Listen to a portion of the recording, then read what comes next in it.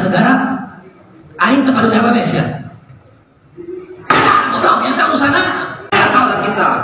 Ini main-main. Saya goblok sih baik.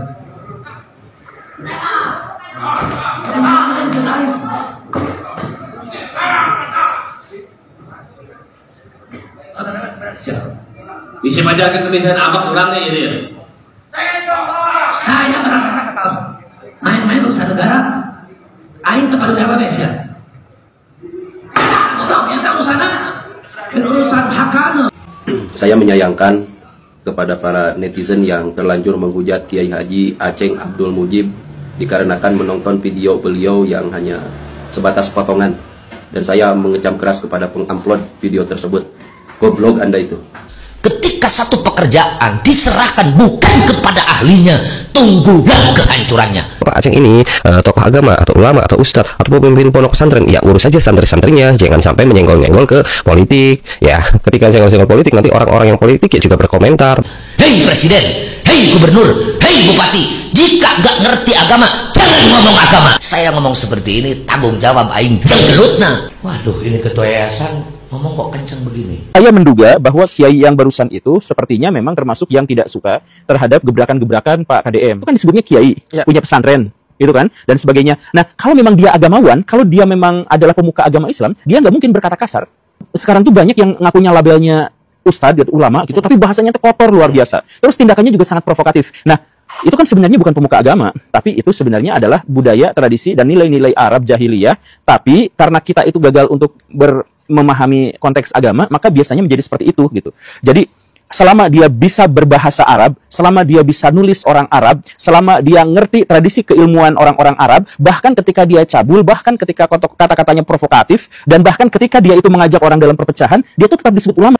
Kalian udah lihat klarifikasi oknum Ustadz yang di Garut itu.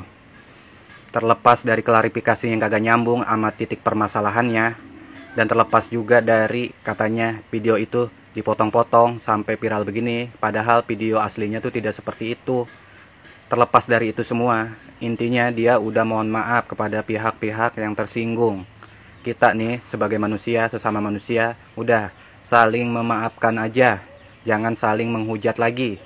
Intinya nih, saran dari saya nih, saran dari seorang pendosa seperti saya kepada Ustadz Aceng Mujib, intinya Pak Ustadz, mohon tolong kalau lagi ceramah, tausiah atau lagi mengkritik pemerintah, intonasi dan bahasanya tuh dipilih dengan kata-kata yang baik.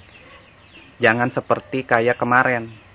Kan kalau kayak kemarin tuh jadi viral begini, yang dipermasalahkan oleh netizen dan rakyat Jawa Barat tuh soal kata-kata yang seperti tolol, blow on, kurang ajar. Itu Pak Ustadz yang dipermasalahkan.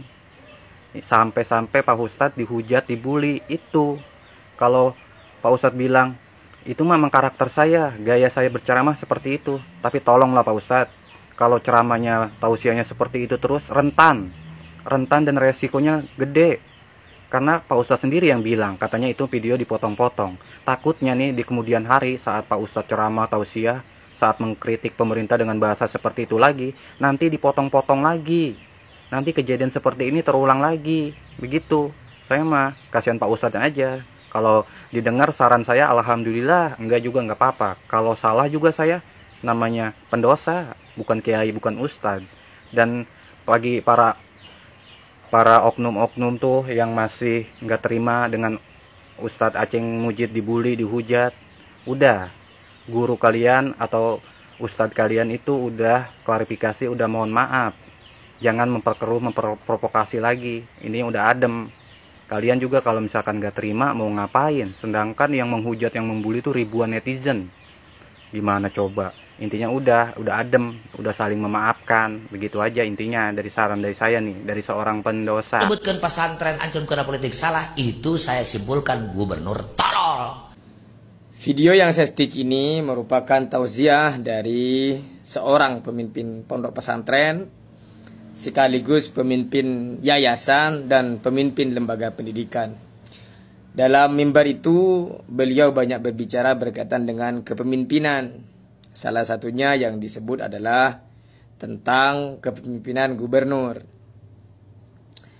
Ia menyampaikan banyak hal, bahwa salah satunya yang dapat saya tangkap, karena ini bahasanya adalah bahasa daerah, bahwa kita ini jangan sampai menjadi korban framing begitu kayaknya.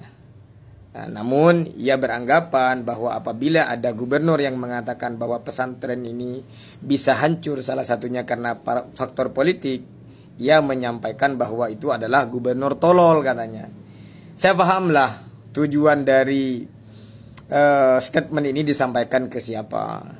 Ini kan kalau tidak salah bahwa Kang Deddy Mulyadi pernah menyampaikan bahwa berkaitan dengan dana hibah, banyak pesantren-pesantren dan dapat dana hibah itu karena kan afiliasi politik, dan beliau Kang Deddy Mulyadi menyampaikan bahwa banyak pesantren itu hancur karena faktor politik. Nah, kemudian dalam tausiah ini Ustadz Aceng kayaknya kemudian memberikan antitesa terhadap statementnya Kang Deddy Mulyadi, bahwa kalau ada statement kayak begitu, maksudnya kalau ada statement bahwa pesantren itu hancur karena persoalan politik, maka itu dianggap gubernur tolol. Saya jujur ya sangat menyayangkan statementnya Ustadz Aceng ini, apalagi beliau ini kan pemuka agama. Ada istilah bahwa guru kencing berdiri, murid kencing berlari. Jangan menyalahkan kelak suatu saat nanti apabila ada murid-muridnya atau santri-santrinya Ustadz Aceng ini berperilaku barbar, karena ya kiainya, pemimpin keagamaannya seperti itu, apalagi disampaikan di sebuah mimbar. Saya penasaran kenapa kemudian Ustadz Aceng ini menyampaikan demikian. Setelah saya telusuri, saya riset, saya baca beberapa informasi, ternyata yayasannya Ustadz Aceng ini masuk ke salah satu daftar calon penerima hibah yang dihentikan oleh Kang Deddy Mulyadi. Besarannya itu 1,3 miliar. Kalau nggak salah itu yayasan Fauzaniyah, kalau nggak salah itu Fauzaniyah 3 kalau tidak salah. Lah, hal begini nih yang menurut hemat saya disayangkan. Masa hanya karena persoalan gagal menerima dana hibah kemudian menyampaikan ceramah yang menurut hemat saya tidak pantas diucapkan oleh seorang guru, seorang pemimpin dan pemuka agama, ketua yayasan, ketua lembaga pendidikan, pengasuh pondok pesantren, hanya karena persoalan uang.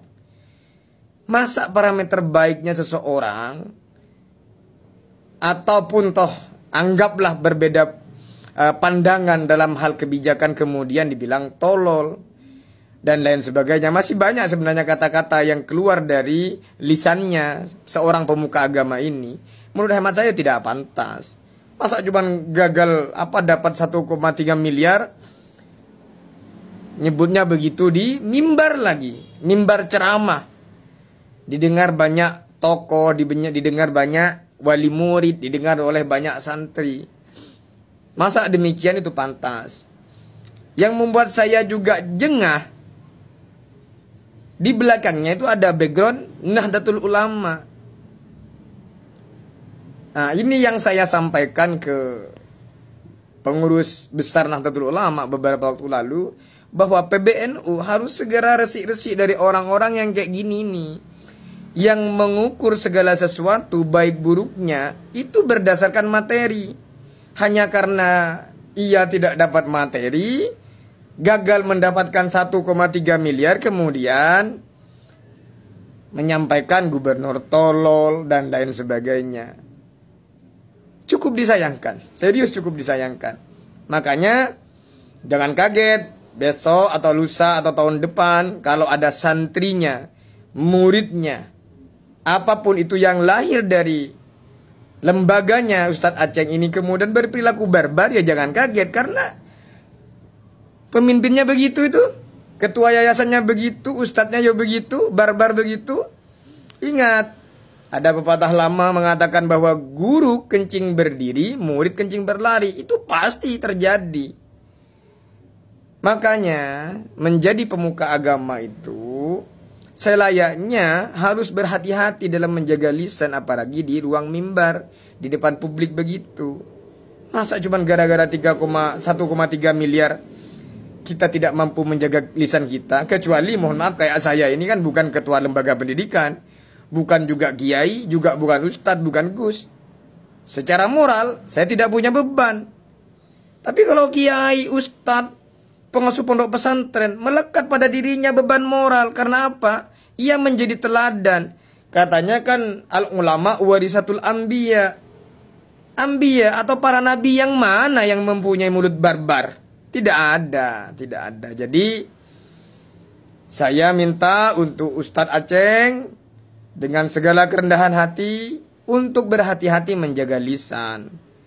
Sehingga apa? Tidak diteladanin oleh murid-murid dan santri-santrinya.